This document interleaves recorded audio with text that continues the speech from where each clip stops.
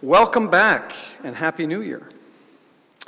I hope you all had terrific vacations and that you're rested and ready for starting up again, for focusing on exams, and for getting back to work.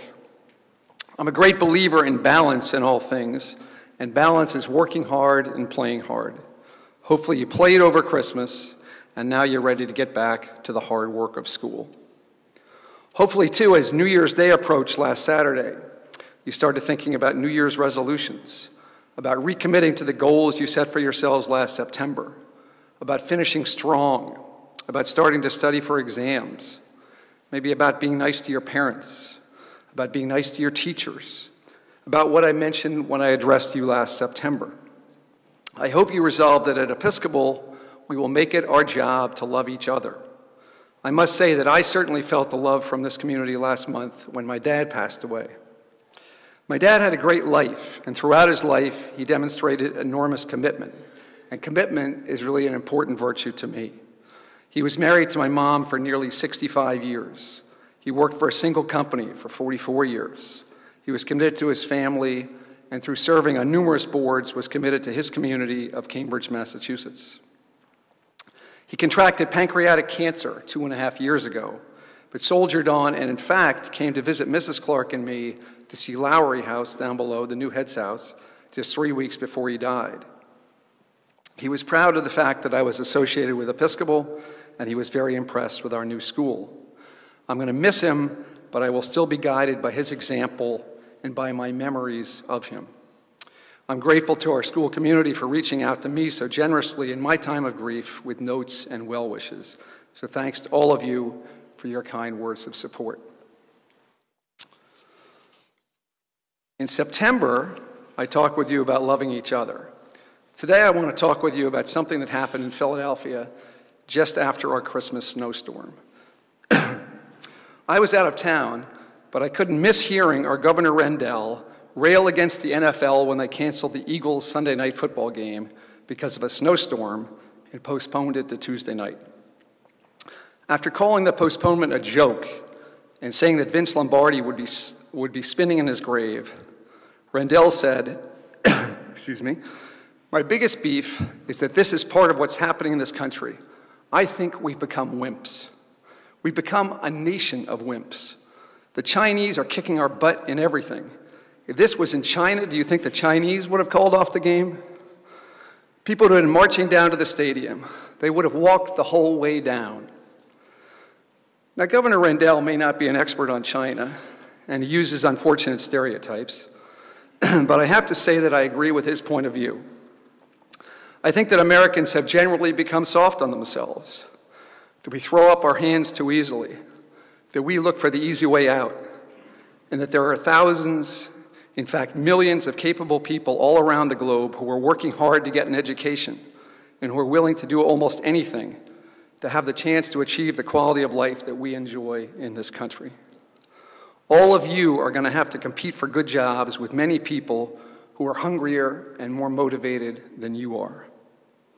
Rendell suggests that the Chinese want to eat our lunch. They want our jobs, they want cars, houses, discretionary income, and the same vacations that you all enjoy in Disneyland, and they are kicking our butt in everything. Have we become complacent? Are we lazy and coddled? My parents and your grandparents were what's called the greatest generation. Will we become known as the generation that squandered America's place in the world? The generation that wanted opportunities handed to us instead of working hard, rolling up our sleeves, and creating our own path to success. We can't control what the rest of America does or doesn't do, but at Episcopal, we are determined to make you competitive with other aspiring students around the world. We aim to equip you with the skills not only to get into college, but to lead and serve and succeed in whatever you choose as your life's work. While many Americans seem to be coasting and taking the easy way out, how will we ensure your success? A couple of ways, perhaps. Our strategic plan calls for integrating 21st century learning skills into the curriculum. It calls for more active learning and urges us to become more international, more diverse, to create a greater sense of community, And when all these initiatives are complete, we are convinced that all of you will become more competitive in the marketplace. Our entire faculty is reading a book entitled The Global Achievement Gap by Tony Wagner, who believes, as Governor Rendell does, that we've lost our way in the world. But Wagner focuses specifically on education. He decries the state of education in America, and particularly the current focus in public schools on teaching to a specific test and rote learning. Wagner urges us instead to focus on teaching specific skills, the same skills that we want to focus on here at Episcopal. Tony Wagner suggests 7 survival skills to enable us to compete globally: critical thinking, collaboration, adaptability, initiative, effective oral and written communication, accessing and analyzing information, and curiosity and imagination. Wagner tells us that it's not enough to absorb and regurgitate information, that we need to use our knowledge to ask questions and solve problems. We have to become self-starters, to learn to lead by influence, not by giving orders, and to become engaged and interested in the world around us.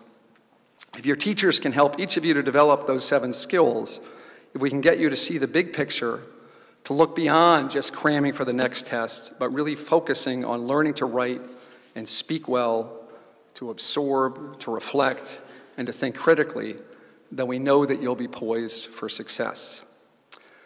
The bad news, however, is that those skills don't come easily. They come with lots of hard work, lots of sweat, and even sometimes tears.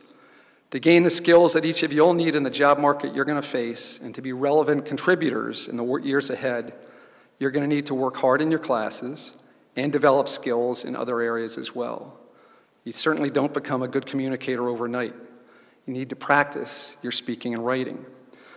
I did hear from our young alumni who were here on Monday that the one thing they could all agree on, that relative to their peers when they got to college, Episcopal had really prepared them to write well. So keep working with our teachers, and writing will become an area of strength for you. For help with your speaking, how about taking an improv class with Mr. Clay, joining the Junto? To work on collaboration and team building, be part of a sports team or a production cast. To gain a more global perspective, join the Model UN, join the World Affairs Club, or go on an exchange. At Episcopal, we have all kinds of opportunities for you to grow and stretch yourselves and to become competitive. To ensure that you can compete in the global marketplace, growing and stretching are exactly what you need to do. In early December, while he was at the Philadelphia airport, headed home for Cape Town in South Africa, one of our exchange students, Rob Aldero, texted me the following message. Hi, Mr. Clark. I never got the chance to say goodbye to you in person today, but I'd just like to thank you for my exchange at Episcopal. It truly has been an unforgettable time in the USA and EA, and I will be sure to never forget my experiences and friends that I will keep in active contact. This was such a fantastic chance for me to see America and attend a magnificent school, and I'm truly grateful for all that I've learned and gained from being at EA over these past 3 months. I hope the relationship between Episcopal and my school, Bishops, continues to build on after this, and that I may be the first of many from my school to get that chance to experience what I did and learn from an exchange as I have. The safe thing, the easy thing for Rob to have done would have been to stay home in Cape Town this fall. It's hard to go on an exchange, but it helped to change his life. Change your own life by taking on challenges and opportunities we provide you. Develop your curiosity and imagination by working hard and taking some risks here. We have incredible opportunities for you, but you won't benefit if you don't get involved and you don't make your best effort. As our scripture reading from Proverbs suggests, work hard and become a leader. Be lazy and never succeed. The choice is yours. Don't let yourself become a Rendell wimp. Don't tell me we need a snow day, or that the work is too hard, or that you can't do something.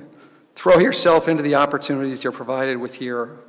Work to your potential, and lots of good things will come your way. Happy New Year.